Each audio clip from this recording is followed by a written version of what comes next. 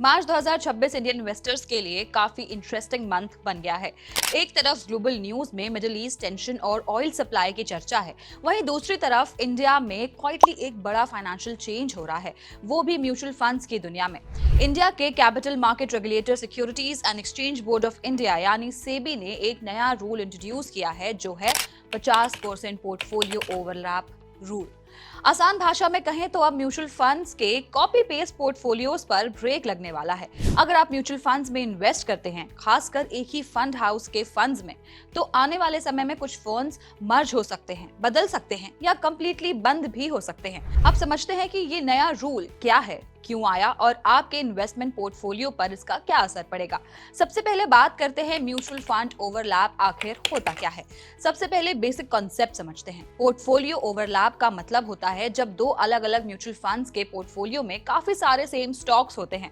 मतलब आपने सोचा कि आप दो अलग म्यूचुअल फंड्स में इन्वेस्ट कर रहे हैं, लेकिन रियलिटी में दोनों ऑलमोस्ट वही स्टॉक्स होल्ड कर रहे हैं। फॉर एग्जाम्पल, अगर आपने HDFC mid cap fund, Nippon India growth mid cap fund, इन दोनों फंड्स में इन्वेस्ट किया है, तो डेटा के हिसाब से इन दोनों फंड्स के पोर्टफोलियोज में लगभग 33% ओवरलैप है। यानी दोनों फंड्स कई सेम कंपनीज में इन्वेस्ट करते हैं। इनमें कॉमन स्टॉक्स जैसे max financial services, AU small finance bank, federal bank, Fortis health care. अब सोचे, आपने डाइवर्सिफिकेशन के लिए दो फंड्स खरीदे, लेकिन एक्चुअली में दोनों में सेम कंपनीज आ गईं। इसे एक्सपर्ट्स एक फनी शब्द से डिस्क्राइब करते हैं, जो है डाइवर्सिफिकेशन। यानी डाइवर्सिफिकेशन करने के चक्कर में पोर्टफोलियो और कंफ्यूजिंग हो जाता है। आपको बता दें, लार्ज कैप फंड्स में ओवरलैप होना और भी कॉमन है, पर ऐसा क्यों है? ऐसा इसलिए क्योंकि लार्ज कैप फंड्स को रूल के हिसाब से टॉप 100 कंपनीज में ही इन्वेस्ट करना होता है। For example, ICICI prudential large cap fund, Nippon India large cap fund, इन दोनों फंड्स में 54% से ज्यादा पोर्टफोलियो ओवरलैप हैं। दोनों फंड्स के top common stocks HDFC bank, ICICI bank, Reliance industries, Larsen and Toubro, axis bank. यानी अलग फंड हाउस होने के बावजूद पोर्टफोलियो काफी सिमिलर हो जाते हैं। अब जानते हैं कि सेबी ने 50% रूल क्यों लाया। सेबी ने नोटिस किया कि कई फंड हाउसेस के अपने फंड्स ही एक दूसरे जैसे हो गए हैं। मतलब एक एएमसी के 3 से 4 funds practically same stocks hold कर रहे हैं। एग्जाम्पल के तौर पर समझे तो HDFC large and mid cap fund, HDFC multi cap fund, इन दोनों में लगभग 57% ओवरलैप पाया गया। एक और एग्जाम्पल से समझे तो DSP ELSS tax saver fund, DSP large and mid cap fund, इनमें ओवरलैप लगभग 78% तक पहुंच गया था। यानी प्रैक्टिकली दोनों अलग फंड्स, लेकिन पोर्टफोलियो ऑलमोस्ट सेम। इन्वेस्टर अलग अलग एक्सपेंस रेशियो भी दे रहा था, लेकिन एक्चुअल डाइवर्सिफिकेशन नहीं मिल रहा था। इसी प्रॉब्लम को फिक्स करने के लिए सेबी ने 26 फरवरी 2026 को नया रूल इंट्रोड्यूस किया। अब समझते हैं सेबी का 50% पोर्टफोलियो ओवरलैप रूल। नया रूल कहता है कि एक ही फंड हाउस के दो इक्विटी फंड्स में 50% से ज्यादा पोर्टफोलियो ओवरलैप नहीं होना चाहिए।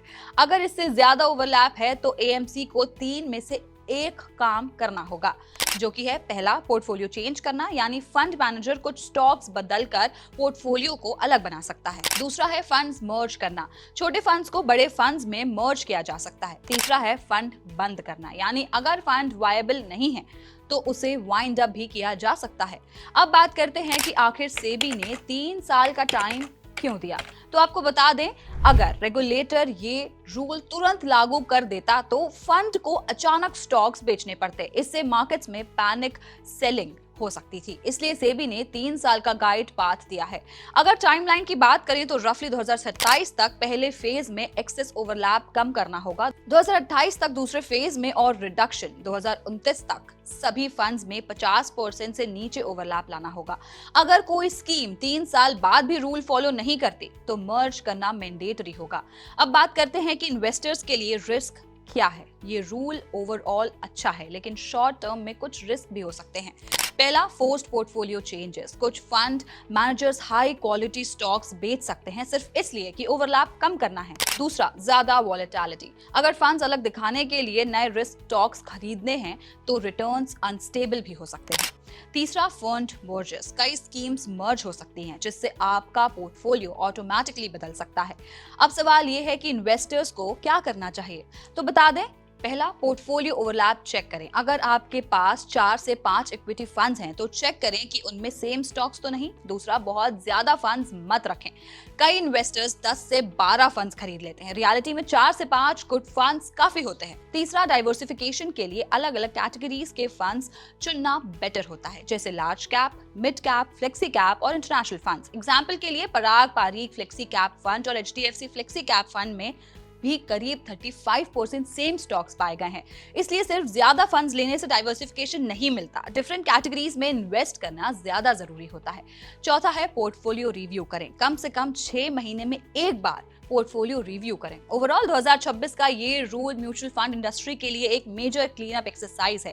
सेबी का गोल सिंपल है, इन्वेस्टर्स को रिटेल डाइवर्सिफिकेशन मिले, fund houses unnecessary schemes launch ना करें, पोर्टफोलियो ट्रांसपेरेंसी बढ़े। रिटेल इन्वेस्टर्स के लिए भी मैसेज साफ है, ज्यादा म्यूचुअल फंड्स रखना स्मार्ट इन्वेस्टिंग नहीं है। स्मार्ट इन्वेस्टिंग का मतलब है कम फंड्स, क्लियर स्ट्रैटेजी और प्रॉपर डाइवर्सिफिकेशन। आने वाले 2 से 3 साल में म्यूचुअल फंड इंडस्ट्री में काफी मर्जर्स और पोर्टफोलियो चेंजेस देखने को मिल सकते हैं। इसलिए अगर आपके पोर्टफोलियो में भी कई फंड्स हैं तो अभी से रिव्यू करना बेहतर होगा, क्योंकि 2026 शायद इंडियन म्यूचुअल फंड इंडस्ट्री का ग्रेट पोर्टफोलियो क्लीन अप बनने वाला है।